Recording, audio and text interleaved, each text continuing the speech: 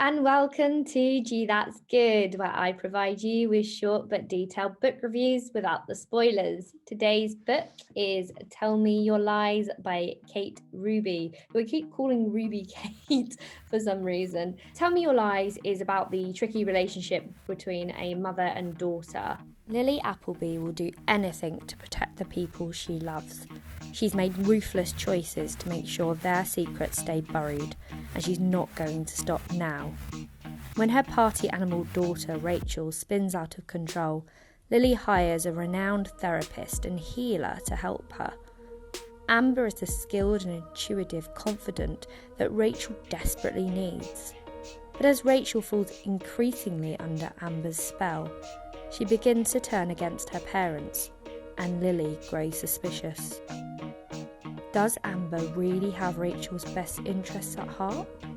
Or is there something darker going on? Only one thing is clear: Rachel is being lied to. Never quite knowing who to believe, her search for the truth will reveal her picture-perfect family as anything but flawless. Tell Me Your Lies centres around three main characters: Lily, Rachel, and Amber. Lily is the mother, and she's this fierce, glamorous woman that thinks she always knows what's best and is obsessed with having control over things, particularly her family. She's an extremely manipulative character, yet you do get moments where you feel for her. Rachel is the daughter of Lily. She's depicted to be a somewhat shadow of her mother. She's one of three kids, and she has this amazing relationship with her little sister. But otherwise, the rest of her family are just basically dicks. I absolutely loathed her brother. So kudos to Kate Ruby, I keep wanting to call her Ruby Kate, for writing such a despicable character. Rachel always seems to be in the wrong place at the wrong time, and although she's a bit of a mess, you really root for her the entire time. Amber is the therapist, and she's this very beautiful bohemian person that Lily immediately feels threatened by and starts to grow suspicious of. So the premise is that Rachel is spiraling out of control. She's taking drugs, she's drinking too much. So Lily hires this out there but incredible therapist to try and get her daughter back on track. Amber is really likable, and as Rachel begins to idolize her, she starts to resent her own parents.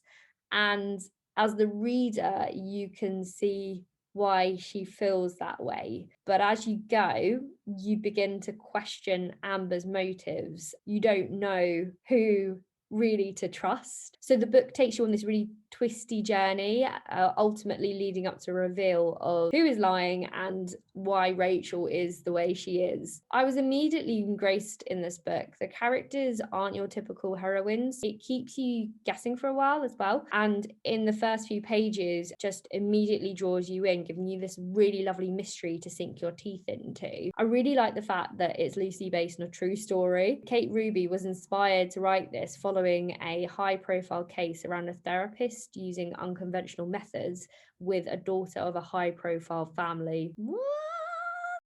The family dynamic is so painfully believable in Tell Me Your Lies, and I really enjoyed hating some of the characters. I think it takes a good writer to create characters which you can feel so strongly about. In terms of what I disliked, Dane was the author's favourite word, and I lost count of how many times it was featured. And because I kept noticing it, it kept pulling me out of the plot. And as a writer, I feel like I can no longer use that word myself because Kate Ruby has hit the quota. More than 3/4 of the way through, the twist became quite obvious, and so half the fun of it just disappeared. I was just like, well, I kind of know what's going to happen now, and what's the point? So it took me longer to get through it than usual. I know I just said that I didn't like the ending, but the author does bring one last twist, which I didn't see coming. So that's a nice addition, but it's quite a small thing, and it doesn't really make up for the previous pages. Also, and maybe it's just me, but the final chapter really confused me. I'm not sure whether it was hinting at something. I won't say what that is because it'll be a big spoiler if that is the right assumption. But I had to reread that last chapter a few times because, well, not the whole chapter, just the last few pages. And I still didn't fully understand what was going on. So if anyone does, can they explain it to me, please? There are a few really interesting sections of the book. And I wondered at one point whether it was going to go down this vein that I really didn't predict and take a completely different style, but nothing really came of these little moments. So it felt sort of redundant.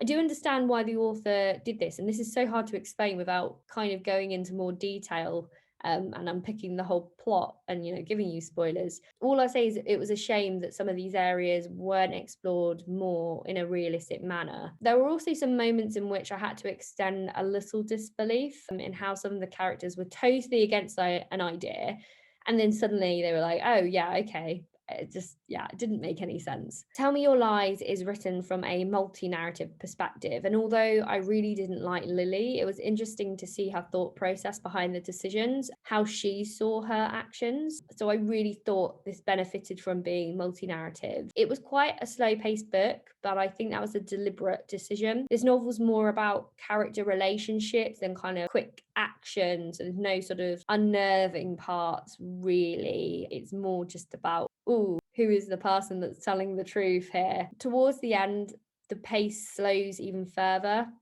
Basically, it's just crawling to the finish line. I just lost complete interest. The twist was just really predictable. And for me, that is half the fun of a thriller. So I'm giving this. Whoa, before we hear the verdict, here's a reminder of how the rating system works. 1 star, gee, that's bad. 2 star, gee, that's okay. 3 star, gee, that's good. 4 star, gee, that's great. And the ultimate 5 star hits the G spot.